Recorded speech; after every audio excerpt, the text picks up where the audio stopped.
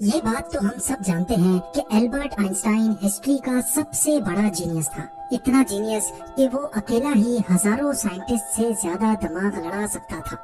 जो चीज हम इंसान समझना तो दूर की बात, सोच भी नहीं सकते, वो आइंस्टाइन ने सोची भी, समझी भी और उसको पूरी दुनिया के लिए आसान भी बनाया। एल्बर्ट आइंस्टाइन एक फिजिसिस्ट थे जिन्होंने थ्योरी ऑफ रिलेटिविटी, E=mc² और फोटो इलेक्ट्रिक इफेक्ट के लॉज बनाकर पूरी दुनिया को हैरान और परेशान छोड़ दिया था और इसकी वजह से ही इनको नोबेल प्राइज से भी नवाजा गया। इनकी एक्स्ट्रा ऑर्डिनरी सोचने और समझने की सलाहियत देखकर लोग समझते थे कि आइंस्टाइन के पास एक स्पेशल ब्रेन है जो हम आम इंसानों से काफी ज्यादा मुख्तलिफ है। इस बात का खुद आइंस्टाइन को भी अंदाजा था। इसी वजह से वो नहीं चाहते थे कि मरने के बाद इनकी बॉडी के किसी भी हिस्से पर रिसर्च की जाए, बल्कि उन्होंने तो ये इंस्ट्रक्शंस दे रखी थी कि मरने के बाद इनकी बॉडी को जलाकर राख कर दिया जाए। लेकिन फिर वही हुआ जिसका आइंस्टाइन को डर था। 18 अप्रैल 1955 को प्रिंसटन हॉस्पिटल में जब आइंस्टाइन का इंतकाल हुआ तो ऑटोप्सी के लिए यानी मौत की वजह जानने के लिए जो डॉक्टर आया उसने चुपके से आइंस्टाइन का ब्रेन निकाल लिया, क्योंकि उसको ये जानने की क्यूरियोसिटी थी कि दुनिया के सबसे बड़े जीनियस के ब्रेन में आखिर ऐसा है क्या। फैक्ट को अड्डा में आपका फिर से स्वागत है। नाज़रीन, आइंस्टाइन का ब्रेन चुराने वाले डॉक्टर थॉमस हार्वी थे, जिनको अपने साथ होने वाले अंजाम से ज्यादा इस स्पेशल ब्रेन को स्टडी करने में दिलचस्पी थी। कुछ दिनों के बाद जब प्रिंसटन हॉस्पिटल को डॉक्टर हार्वी की इस हरकत का पता चला तो उनको अपनी जॉब से हाथ धोना पड़ा। लेकिन डॉक्टर हार्वी आइंस्टाइन के बेटे हंस अल्बर्ट से जैसे तैसे करके ये परमिशन लेने में कामयाब हो गए कि वो उसके बाप के स्पेशल ब्रेन के अंदर छुपे राजों से पर्दा उठाकर उसको दुनिया के सामने लाना चाहते हैं। इस दिन के बाद से शुरू हुआ इस ब्रेन का एक लंबा तरीन सफर। डॉक्टर हार्वी एक पैथोलॉजिस्ट थे जो सिर्फ पोस्टमार्टम करना जानते थे। ये उनका सिर्फ ख्याल था कि वो इतने बड़े जीनियस के ब्रेन पर रिसर्च कर पाएंगे। अब कंडीशन ये थी कि डॉक्टर हार्वी प्रिंसटन हॉस्पिटल की जॉब से भी हाथ धो बैठे थे और अपने पैथोलॉजिस्ट का ओहदा भी। आइंस्टाइन का ब्रेन जो पहले ही डॉक्टर हार्वी प्रिजर्व कर चुके थे, वो इसको लेकर पेंसिल्वेनिया के शहर फिलाडेल्फिया ले गए, जहां उन्होंने ब्रेन की कई फोटोज ली और फिर उसको 240 छोटे छोटे पीसेज में काटकर हर पीस को अलग अलग जार में प्रिजर्व करके अपनी बेसमेंट में छुपा दिया। इसी मसले को लेकर डॉक्टर हार्वी का अपनी बीवी के साथ कई बार झगड़ा होता रहता था, क्योंकि उनकी बीवी अक्सर ये धमकी देती थी कि वो इस ब्रेन को उठाकर कहीं फेंक देगी। एक दिन झगड़ा इतना बढ़ गया कि दोनों मियां बीवी को डाइवोर्स लेकर अलग होना पड़ा और डॉक्टर हार्वी ब्रेन लेकर कैंसस के शहर विचिटा चले गए, जहां वो एक बायोलॉजिकल टेस्टिंग लैब में मेडिकल सुपरवाइजर की नौकरी करने लगे और यहाँ वो अपने फारिग टाइम में आइंस्टाइन के ब्रेन पर खूब स्टडी करने की कोशिश करते। इसके बाद कई बार वो अलग अलग जॉब छोड़कर मुख्तलिफ शहरों में ये ब्रेन लेके घूमते रहे। कई साल गुजर चुके थे, लेकिन डॉक्टर हार्वी आइंस्टाइन के ब्रेन पर कुछ खास रिसर्च न कर सके।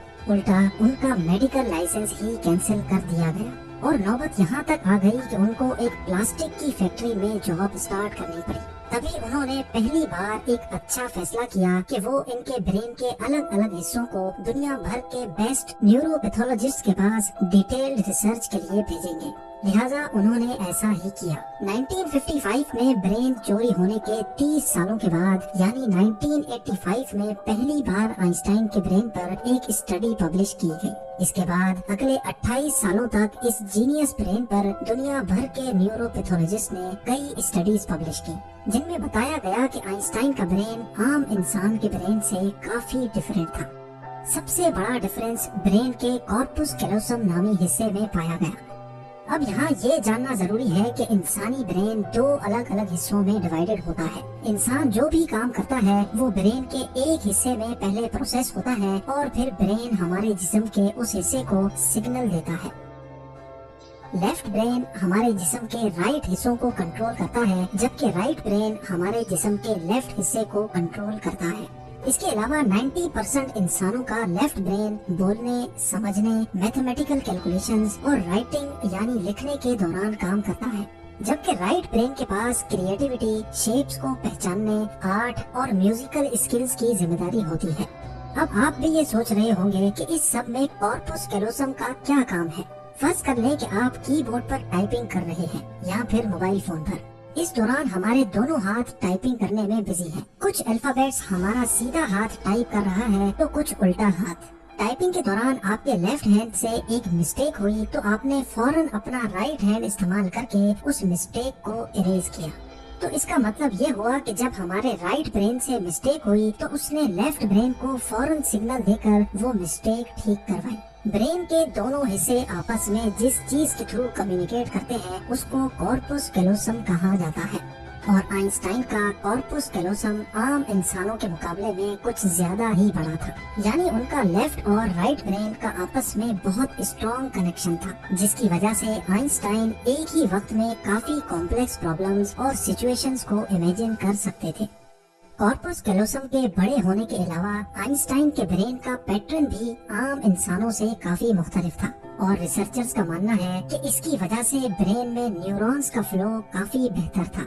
न्यूरॉन्स के अच्छे फ्लो होने का मतलब है कि इनकी मैथमेटिकल कैलकुलेशंस की पावर काफी ज्यादा स्ट्रॉन्ग थी। Albert Einstein complex mathematical problems को बगैर पेन और पेपर के अपने दिमाग की मदद से ही सॉल्व करने की काबिलियत रखते थे। न्यूरॉन्स ज्यादा होने की एक और वजह भी रिसर्च पेपर्स में बताई गई। जब आइंस्टाइन के ब्रेन का वजन किया गया तो उसका वजन 1230 ग्राम था, जबकि आम इंसानों का 1400 ग्राम होता है। रिसर्चर्स का मानना है कि इनके ब्रेन की लाइनिंग काफी पतली थी, जिसकी वजह से इनमें ज्यादा न्यूरॉन्स पाए जाते थे। लेकिन सबसे बड़ा सवाल अभी भी वही था कि क्या आइंस्टाइन ऐसे स्पेशल ब्रेन के साथ पैदा हुए थे या इनके पैदा होने के बाद इसमें चेंजेस आए। जांच के बाद मालूम पड़ा कि एल्बर्ट आइंस्टाइन जब पैदा हुए थे तो वो पूरे 5 सालों तक बोल नहीं सकते थे, जबकि दूसरे बच्चे 2 या 3 साल की उम्र में बोलना शुरू कर देते हैं। जब उन्होंने बोलना शुरू भी किया तब भी वो ज्यादा बोलना पसंद नहीं करते थे, बल्कि हमेशा अपनी सोचों में ही गुम रहते थे। उनके पास चीजों को मेमोराइज करने की पावर काफी कम थी, यहाँ तक कि उनको सिंपल मैथ के टेबल भी याद करने में मुश्किल होती थी। वो मैथ्स और नंबर्स को लॉजिकल तरीकों से प्रोसेस करने के मास्टर थे, ना कि उनको रट्टा लगाकर याद करने के। स्कूल लाइफ में बाकी हर सब्जेक्ट में आइंस्टाइन फेल होते थे, सिर्फ मैथ्स और साइंस वो वाहिद सब्जेक्ट्स थे जिसमें आइंस्टाइन के नंबर्स सबसे ज्यादा आते थे। जब एल्बर्ट आइंस्टाइन 12 साल के थे तब एक फैमिली टीचर अपनी ज्योमेट्री की बुक इनके पास भूल गए। हैरत अंगेज तौर पे सिर्फ एक ही दिन में आइंस्टाइन वो पूरी बुक पढ़कर अपने ज्योमेट्री के कॉन्सेप्ट्स क्लियर कर बैठे। ना सिर्फ इतना बल्कि सिर्फ 14 साल की उम्र में ही वो इंटीग्रल और डिफरेंशियल कैलकुलस के मास्टर बन चुके थे। मैथ्स और साइंस में इनकी इतनी स्ट्रॉन्ग ग्रिप थी कि जब वो क्लासरूम में कोई सवाल पूछने के लिए हाथ खड़ा करते थे तो प्रोफेसर्स घबराने लगते थे, क्योंकि आइंस्टाइन के अक्सर सवाल टीचर्स के भी ऊपर से गुजर जाते थे। छोटी सी उम्र में ही वो इस यूनिवर्स के लॉज को एक छोटी सी इक्वेशन में बंद करना चाहते थे और यही उन्होंने अपनी जिंदगी का मकसद बना लिया था। 26 साल की उम्र में आइंस्टाइन ने 4 रिसर्च पेपर्स पब्लिश करके पूरी दुनिया को हैरान कर डाला और इसी वजह से उनको पीएचडी की डिग्री और ह्यूमैनिटी के लिए आला किरदार अदा करने की सूरत में नोबेल प्राइज से भी नवाजा गया। इसका अंदाजा आप सिर्फ इस बात से लगा लें कि आज भी आइंस्टाइन की उन थीसिस के बिना साइंस बिल्कुल अधूरी है। कई डॉक्टर्स और साइंटिस्ट ने ये नतीजा निकाला कि आइंस्टाइन का ब्रेन उनके पैदा होने के बाद स्पेशल बना था, जिसकी सबसे बड़ी वजह ये थी कि जब उनको अपने सवालों का कोई जवाब नहीं मिलता था तो वो खुद अपने दिमाग की मदद से जवाब तलाश किया करते थे।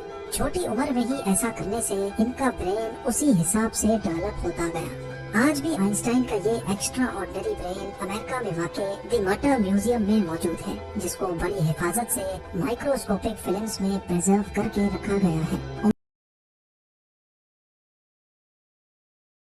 आप लोगों के प्यार भरे कमेंट्स का बेहद शुक्रिया। मिलते हैं अगली शानदार वीडियो में।